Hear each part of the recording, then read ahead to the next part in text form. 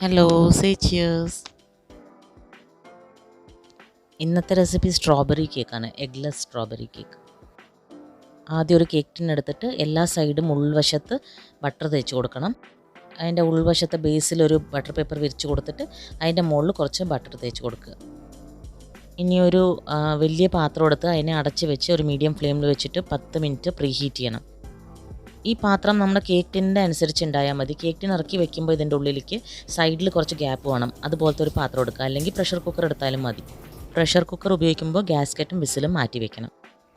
ഇനി dry ingredients ഒക്കെ ചെലിക്കണം. അതിന് 1.5 cup maida, 4 tablespoon milk powder എടുത്തിട്ടുണ്ട്, dairy milk powder.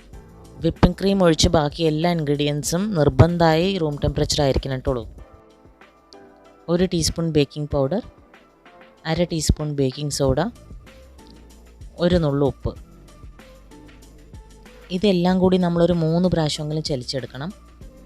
Cake tin Greece ചെയ്യാൻ എണ്ണ വേണമെങ്കിൽ തേച്ച് കൊടുക്കാട്ടുള്ളൂ, പക്ഷേ ബട്ടറാണ് കുറച്ചുകൂടെ നന്നായിരിക്കുക. ഇനി വേറൊരു മിക്സിംഗ് ബൗളിൽ നമ്മൾ 1/2 കപ്പ് തൈരും 1 കപ്പ് പഞ്ചസാര പൊടിച്ചതും ചേർത്തിട്ട് നന്നായിട്ടൊന്ന് ബ്ലെൻഡർ കൊണ്ടൊന്ന് ബ്ലെൻഡ് ചെയ്യണം. നമുക്ക് വിസ്ക് ഉപയോഗിച്ചിട്ടും ചെയ്യാം, പക്ഷേ കുറച്ചുകൂടെ സൗകര്യം ഇലക്ട്രിക് ബ്ലെൻഡർ തന്നെയാണ്.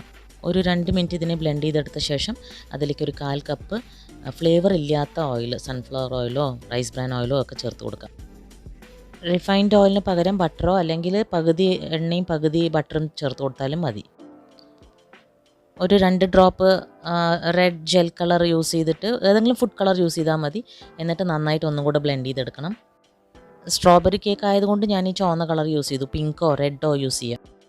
ഇനി നമ്മൾ ആ ചലിച്ച് വെച്ചിരിക്കുന്ന ഡ്രൈ ഇൻഗ്രീഡിയൻസ് ഉണ്ടല്ലോ, അതിനെ ഇതിലേക്ക് കുറേശ്ശെ ചേർത്തിട്ട് കട്ട് ആൻഡ് ഫോൾഡ് മെത്തേഡിൽ ഇങ്ങനെ കറക്കിയിട്ട് ഇങ്ങനെ നടുക്ക് ഇങ്ങനെ വലിച്ചെടുക്കണ പോലെ അങ്ങനെ മിക്സ് ചെയ്തെടുക്കുക. ഈ ബാറ്റർ തിക്കാണെങ്കിൽ അതിനെ കുറച്ചുകൂടെ ലൂസാക്കാനായിട്ട് ലേശം പാലൊഴിച്ചിട്ട് ആവശ്യമനുസരിച്ചിട്ട് കുറേശ്ശെ ഒഴിച്ചിട്ട് മിക്സ് ചെയ്യുക. നമ്മുടെ ബാറ്റർ ഒരുപാട് ലൂസാകരുത്, അതുകൊണ്ട് പാല് കുറേശ്ശെ ആയിട്ട് ചേർത്താൻ പാടുള്ളൂ. നമ്മൾ ഡ്രൈ ഇൻഗ്രീഡിയൻസ് ഇതിലേക്ക് ചേർത്തുമ്പോൾ ഈ ഒരു സ്പാറ്റുല കൊണ്ട് ഇളക്കി യോജിപ്പിച്ചാൽ മതി. അതിന് സിലിക്കോൺ സ്പാറ്റുല ഉണ്ടെങ്കിൽ അത് ഉപയോഗിച്ചിട്ട് ഇത് മിക്സ് ചെയ്താൽ മതി. എന്താ വെച്ചാൽ നമുക്ക് മാവിനെ കേക്ക് ടിന്നിലേക്ക് ഒഴിക്കാൻ സിലിക്കോൺ സ്പാറ്റുല ആണെങ്കിൽ വടിച്ചെടുത്തിട്ട് ഒഴിക്കാൻ പറ്റും. ഇനി ഈ മാവിൻ്റെ ഈ കൺസിസ്റ്റൻസി കണ്ടോ, ഈ കൺസിസ്റ്റൻസിയിൽ നമ്മളതിനെ കേക്ക് ടിന്നിലേക്ക് ഒഴിച്ചു കൊടുക്കണം. എന്നിട്ട് കേക്ക് ടിന്നെ ഇതുപോലെ ടാപ്പ് ചെയ്യണം നന്നായിട്ട്. ഞാൻ 8 ഇഞ്ചസിൻ്റെ കേക്ക് ടിന് ഉപയോഗിച്ചിരിക്കുന്നത്. കേക്ക് ടിൻ്റെ പകുതിയോളം മാവ് ഉണ്ടാകാൻ പാടുള്ളൂ, അത് പൊന്തി വരാൻ സ്ഥലം വേണമല്ലോ. ഇനി ഒരു ടൂത്ത് പിക്ക് കൊണ്ട് ഇതുപോലെ മുകളിലൊന്ന് ഇളക്കി കൊടുക്കുക. ഇനി പ്രീ ഹീറ്റ് ചെയ്ത് വെച്ച പാത്രത്തിൻ്റെ ഉള്ളിൽ നമ്മൾ കേക്ക് ടിൻ ഇറക്കി വെക്കണം. ഒരു വാട്ടി വെച്ചിട്ട് അതിൻ്റെ മുകളിൽ വേണം ഒരു സ്റ്റാൻഡോ വാട്ടിയോ വെക്കണം. ഞാനിവിടെ ഒരു പ്ലേറ്റ് വെച്ചിരിക്കുന്നത് എന്താ അറിയോ, എൻ്റെ ആ കേക്ക് ടിന്നിൻ്റെ അടിയിലെ ഭാഗം ആ ബേസ് ഇളകി വരും, അതുകൊണ്ടാണ്. ഒരു അരമണിക്കൂർ കഴിയുമ്പോൾ നമ്മളൊരു ടൂത്ത് പിക്ക് കൊണ്ട് ഈ കേക്കിനെ കുത്തി നോക്കണം. കുത്തി നോക്കിയിട്ട് അതിൽ ക്ലീനായിട്ട് ടൂത്ത് പിക്ക് വരികയാണെങ്കിൽ വെന്തു എന്നർത്ഥം. അപ്പോൾ കേക്ക് ബേക്കായ ശേഷം അതിനെ വെളിയിലെടുത്ത് വെച്ച് ഒരു നനഞ്ഞ ടവൽ കൊണ്ട് അതിനെ കവർ ചെയ്ത് വെക്കുക ആറാൻ വേണ്ടി. ഒരു അരമണിക്കൂറെങ്കിലും നമ്മളതിനെ മീഡിയം ഫ്ലെയിമിൽ വെച്ചിട്ട് വേണം അതിനെ ബേക്ക് ചെയ്തെടുക്കാൻ. ടൂത്ത് പിക്ക് ക്ലീനായി വന്നിട്ടില്ലെങ്കിൽ നമ്മൾ കുറച്ച് നേരം കൂടെ ബേക്ക് ചെയ്യുക, ഇടയ്ക്കിടയ്ക്ക് ചെക്ക് ചെയ്ത് നോക്കുക. ഇപ്പോൾ കണ്ടില്ലേ, നമ്മുടെ കേക്ക് നല്ല സോഫ്റ്റായിട്ട് ബേക്കായി കിട്ടിയിട്ടുണ്ട്. കേക്ക് ബേക്കായോ എന്ന് ചെക്ക് ചെയ്യൽ 30-35 മിനിറ്റ്സ് കഴിഞ്ഞിട്ടേ പാടുള്ളൂ. അതിന് മുമ്പ് ചെയ്താണെങ്കിൽ നിങ്ങളുടെ കേക്ക് നടുക്ക് കുഴിഞ്ഞു പോകും. കേക്കിൻ്റെ പാത്രം നല്ല ടൈറ്റായിട്ടും അടച്ച് വെക്കണം കേട്ടുള്ളൂ. ഇനിയൊരു പാത്രത്തിൽ ഞാൻ 8 ടേബിൾ സ്പൂൺ പഞ്ചസാര പൊടിച്ചെടുത്തിട്ടുണ്ട്. നിങ്ങൾക്ക് വേണമെങ്കിൽ പഞ്ചസാരയുടെ അളവ് കുറയ്ക്കാട്ടുള്ളൂ. അതിലേക്ക് 1 കപ്പ് വെള്ളം, നമുക്ക് പച്ചവെള്ളം ആഡ് ചെയ്ത് കൊടുക്കുക. 1 നുള്ളു ഉപ്പും ഇട്ട് കൊടുത്തിട്ട് നല്ലോണം അതിനെ തിളപ്പിക്കണം നമ്മൾ. അത് തിളച്ച ശേഷം അതിനെ ആറാൻ വെക്കണം. കേക്ക് ടിൻ ഡയറക്റ്റായിട്ട് ആ പാത്രത്തിനുള്ളിൽ ഇറക്കി വെക്കാൻ പാടില്ല. നമ്മളൊരു സ്റ്റാൻഡോ വാട്ടിയോ വെച്ചിട്ട് അതിൻ്റെ മുകളിൽ വെക്കണം കേട്ടോളൂ. ഇനി നടുക്ക് പൊന്തി വന്ന ഭാഗം ഞാനൊന്ന് കട്ട് ചെയ്തെടുക്കുകയാണ്, അതിൻ്റെ മോൾ ഭാഗം ഒന്ന് ഫ്ലാറ്റായി കിട്ടാൻ വേണ്ടിയിട്ട്. ഈ കട്ട് ചെയ്ത പീസൊന്നും കളയണ്ട, അതിനെ ഒരു മിക്സിയുടെ ജാറിലിട്ട് ഒന്ന് തിരിച്ചെടുത്തോളൂ, അപ്പോൾ ഒരു പൊടിയായിട്ട് കിട്ടും അത്. പിന്നെ ഈ കേക്കിനെ 3 ലെയറായിട്ട് കട്ട് ചെയ്തെടുക്കണം. അതിന് കത്തിയോണ്ട് നമ്മൾ ലേശം ഇങ്ങനെ ചുറ്റോട് ചുറ്റും വരഞ്ഞു കൊടുക്കണം.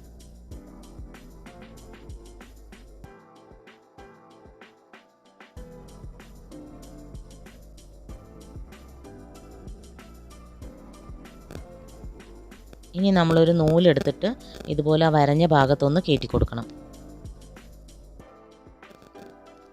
ഇനി ആ രണ്ട് ഭാഗത്തുള്ള നൂലിങ്ങനെ ക്രോസ് ആയിട്ട് വലിച്ചുകൊണ്ട് പോയി കഴിഞ്ഞാൽ ആ ലെയർ നല്ല വൃത്തിയായിട്ട് കട്ടായി കിട്ടും.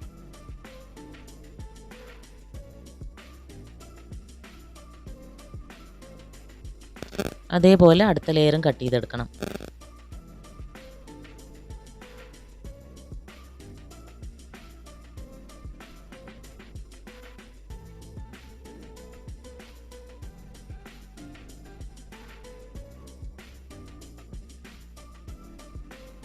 കേക്ക് ഡെക്കറേറ്റ് ചെയ്യാനായിട്ട് ഞാൻ പിൽസ്ബറിയുടെ വിപ്പിംഗ് ക്രീമാണ് ഉപയോഗിക്കുന്നത്.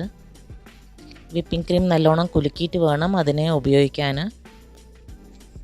2 കപ്പ് വിപ്പിംഗ് ക്രീം എടുത്തിട്ടുണ്ട്. 250 ml കപ്പാണ്. ഒരു വലിയ മിക്സിംഗ് ബൗളിൽ കുറച്ച് തണുത്ത വെള്ളവും ഐസ് ക്യൂബ്സും ഇട്ടിട്ട് അതിലേക്ക് നമ്മൾ ഈ വിപ്പിംഗ് ക്രീം ഒഴിച്ച് ബൗളിനെ ഇറക്കി വെക്കണം. എന്നിട്ട് നമ്മളൊരു ഇലക്ട്രിക് ബ്ലെൻഡർ ഉപയോഗിച്ചിട്ട് അതിനെ വിപ്പ് ചെയ്തെടുക്കണം നന്നായിട്ട്.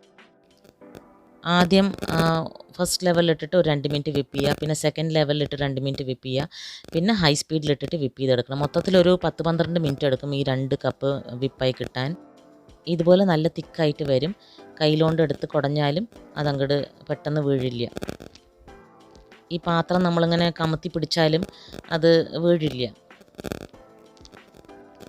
അത്രയും തിക്കാകണ വരെ നമ്മൾ ഇതിനെ വിപ്പ് ചെയ്തെടുക്കണം. ഞാൻ സ്ട്രോബെറി കേക്ക് ഉണ്ടാക്കണതുകൊണ്ട് മാലാസിൻ്റെ സ്ട്രോബെറി ക്രഷ് എടുത്തിരിക്കുന്നത്. മാലാസിൻ്റെയാണ് കുറച്ചുകൂടെ നല്ലത്. ഒരു 1/4 കപ്പ് സ്ട്രോബെറി ക്രഷും നമ്മൾ ആ പഞ്ചസാര ഇട്ട് തിളപ്പിച്ച വെള്ളം ഉണ്ടല്ലോ, ആ വെള്ളം മാറിയ ശേഷം ഇതിലേക്ക് ഇങ്ങോട്ട് ഒഴിച്ച് കൊടുത്ത് മിക്സ് ചെയ്യണം. എന്നിട്ട് ആ വെള്ളത്തിനെ നമ്മൾ ഈ കേക്ക് ഉണ്ടാക്കിയിട്ടുണ്ടല്ലോ അതിലേക്ക് ഇങ്ങനെ സ്പ്രെഡ് ചെയ്ത് കൊടുക്കണം. ആ 3 ലെയേഴ്സിലും നന്നായിട്ട് ഈ വെള്ളം ഒഴിച്ച് കൊടുക്കണം. അരികിലുമൊക്കെ ഒഴിക്കണം കേട്ടോ. ഇത് ഒഴിക്കുമ്പോഴാണ് നമ്മുടെ കേക്ക് ഒന്നും കൂടെ ജ്യൂസി ആയിട്ടും നല്ല സോഫ്റ്റ് ആയിട്ടും ഉണ്ടാകുന്നത്.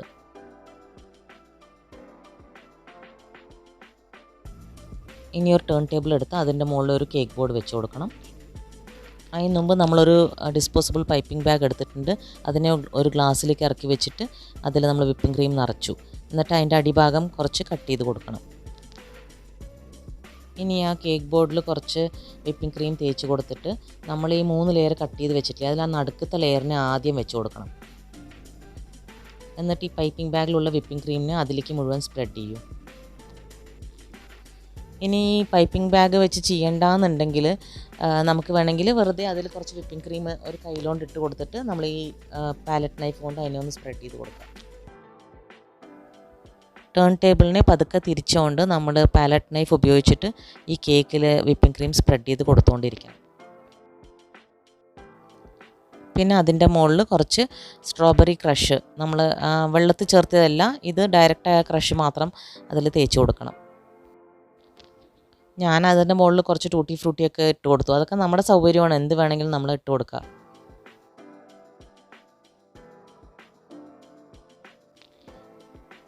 ഇനി ഏറ്റവും താഴത്തെ ലെയർ ഉണ്ടല്ലോ അത് വെച്ച് കൊടുക്കണം ഇതിൻ്റെ മുകളിൽ. പിന്നെ ആദ്യം ചെയ്ത പോലെ വിപ്പിംഗ് ക്രീം ഇതിൻ്റെ മുകളിൽ സ്പ്രെഡ് ചെയ്ത് കൊടുക്കുക. അതിൻ്റെ മുകളിൽ കുറച്ച് സ്ട്രോബെറി ക്രഷ് തേച്ച് കൊടുക്കുക. ഈ കേക്കിൻ്റെ മോൾ ഭാഗത്തുനിന്ന് മുറിച്ച കഷ്ണങ്ങൾ നമ്മൾ മിക്സിയിലിട്ട് പൗഡറാക്കി വെച്ചിട്ടുണ്ടല്ലോ, അതിനെയും നമുക്ക് വേണമെങ്കിൽ ഇതിൻ്റെ മുകളിൽ ലേശം വതറി കൊടുക്കാം. ഞാനത് ആദ്യത്തെ ലെയറിലിടാൻ മറന്നുപോയി, അതാണ് രണ്ടാമത്തെ ലെയറിൽ മാത്രമായിട്ട് ഇട്ടിരിക്കുന്നത്. നമുക്ക് 2 ലെയറിൽ ഇട്ട് കൊടുക്കാം. പിന്നെ കേക്കിൻ്റെ ഏറ്റവും മുകളിലത്തെ ലെയറിന് ഏറ്റവും മുകളിൽ തന്നെ വെച്ചിട്ട് അതിൻ്റെ മുകളിൽ വിപ്പിംഗ് ക്രീം ഇട്ട് കൊടുത്തിട്ട് പാലറ്റ് നൈഫ് കൊണ്ട് ഇതുപോലെ ലെവലാക്കണം.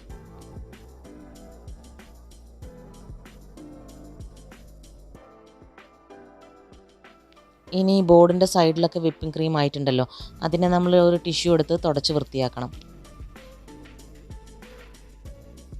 ഇനി ബാക്കിയുള്ള വിപ്പിംഗ് ക്രീമിൽ ഒരു dark pink colour gel colour 2 drop ഒഴിച്ച് കൊടുക്കുക. അതിനെ ഒന്ന് മിക്സ് ചെയ്തിട്ട് അപ്പോൾ അതിൻ്റെ കളറൊന്ന് ചെറുതായിട്ട് മാറും. 2 ഡ്രോപ്പ് ഒഴിച്ചാൽ മതിയിട്ടുള്ളൂ. ലൈറ്റ് കളർ വേണമെങ്കിൽ, ഡാർക്കായിട്ട് വേണമെങ്കിൽ കുറച്ച് കൂടുതൽ ഒഴിക്കുക. അത്രയും.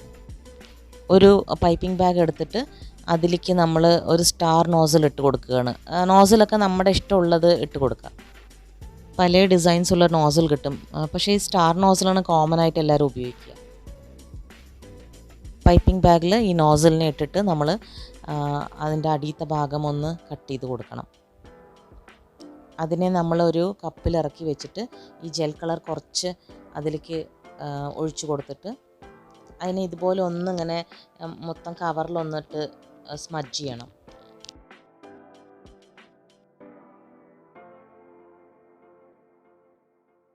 ഇനി ഇതുപോലെ അതിലേക്ക് ഈ വിപ്പിംഗ് ക്രീമിനെ നമ്മൾ ഫില്ല് ചെയ്ത് കൊടുക്കണം.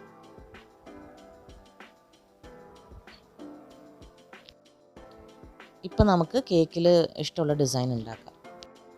പൈപ്പിംഗ് ബാഗിൽ നമ്മൾ ഫുഡ് കളർ ഇട്ട് കൊടുത്തിട്ടുണ്ടായിരുന്നു. പിന്നെ ഈ വിപ്പിംഗ് ക്രീമിലും ചേർത്തിയത് കൊണ്ടാണ് നമുക്ക് ഈ 2 കളറായിട്ട് കിട്ടുന്നത്. ഇത് ചെറുതായിട്ടൊന്ന് പ്രസ് ചെയ്ത് കൊടുത്താൽ ഇതുപോലെ ഡിസൈൻ കിട്ടും. ഇനി ചെറിയൊരു വട്ടമുള്ള വേറൊരു നോസിൽ എടുത്തിട്ട് അതിനെ വേറൊരു പൈപ്പിംഗ് ബാഗിലിട്ടിട്ട് നമ്മൾ അതിലേക്ക് ഈ പൈപ്പിംഗ് ബാഗിലുള്ളതിനേക്ക് അതിലേക്ക് ട്രാൻസ്ഫർ ചെയ്യണം ഈ വിപ്പിംഗ് ക്രീമിനെ. എന്നിട്ട് ഈ ഗ്യാപ്പ് ഉള്ളിടത്തൊക്കെ നമ്മൾ ഫില്ല് ചെയ്ത് കൊടുക്കുക. ഡിസൈനൊക്കെ നിങ്ങൾക്ക് ഇഷ്ടമുള്ള പോലെ എങ്ങനെ വേണമെങ്കിലും ആക്കാട്ടുള്ളൂ. വിപ്പിംഗ് ക്രീം മേടിച്ചുകൊണ്ട് വന്നാൽ എപ്പോഴും അതിനെ ഫ്രീസറിൽ തന്നെ സ്റ്റോർ ചെയ്യണം. പിന്നെ നമ്മൾ ഉണ്ടാക്കുന്നതിൻ്റെ 7-8 മണിക്കൂർ മുമ്പ് അതിനെ ഫ്രിഡ്ജിലേക്ക് മാറ്റി വെക്കണം. അപ്പോൾ അത് ഒന്ന് മെൽട്ടായിക്കോളും. അത് കുറച്ച് നേരം വെളി വെച്ചിട്ട് ആവശ്യത്തിനുള്ളത് മെൽട്ടായി കഴിഞ്ഞിട്ട് ബാക്കി അങ്ങനെ എടുത്ത് വെക്കുക അങ്ങനെ വിചാരിക്കരുത്. എപ്പോഴും 7-8 മണിക്കൂർ അതിന് ഫ്രിഡ്ജിലേക്ക് എടുത്ത് വെക്കണം. എന്നിട്ട് വേണം അത് ഫുൾ മെൽട്ടായ ശേഷം നല്ലോണം കുലുക്കിയിട്ട് വേണം ഉപയോഗിക്കാൻ. ഈ കേക്കിൻ്റെ ബാക്കി ഭാഗം ഞാൻ കുറച്ച് സിൽവർ ബോൾസും സ്ട്രോബെറി ഫ്രൂട്ട് കട്ട് ചെയ്തിട്ടും ഡെക്കറേറ്റ് ചെയ്തിട്ടുണ്ട്. ഇത് എഗ്ലെസ് കേക്കാണല്ലോ. ഇനി എഗ്ഗ് ചേർത്തിയിട്ടാണ് വേണ്ടതെന്ന് വെച്ചാൽ തൈരിന് പകരം 3 മുട്ടയും 1 ടീസ്പൂൺ വാനില എസൻസും ചേർത്തിയാൽ മതി. ഈ വിപ്പിംഗ് ക്രീം മെൽട്ടാവാതിരിക്കാൻ വേണ്ടി നമ്മൾ കേക്ക് കട്ട് ചെയ്യുന്ന വരെ ഇതിനെ ഫ്രിഡ്ജിലേക്ക് എടുത്ത് വെക്കണം. കേക്ക് ബേക്ക് ചെയ്യാൻ ഉപയോഗിച്ച ആ വലിയ പാത്രം ഉണ്ടല്ലോ, അതാകുന്നത് സ്റ്റീൽ എടുക്കാതിരിക്കാൻ നോക്കും. സ്റ്റീലാണെങ്കിൽ അത് വേഗം കേടുവന്ന് പോകും, കറുത്ത് പോകും ഉള്ളിലൊക്കെ. അലൂമിനിയം ഒക്കെ ആയിരിക്കും കൂടുതൽ നല്ലത്. അപ്പോൾ ഇഷ്ടപ്പെട്ട എല്ലാവരും ഈ കേക്ക് ഉണ്ടാക്കി നോക്കൂ. Thank you. ബൈ.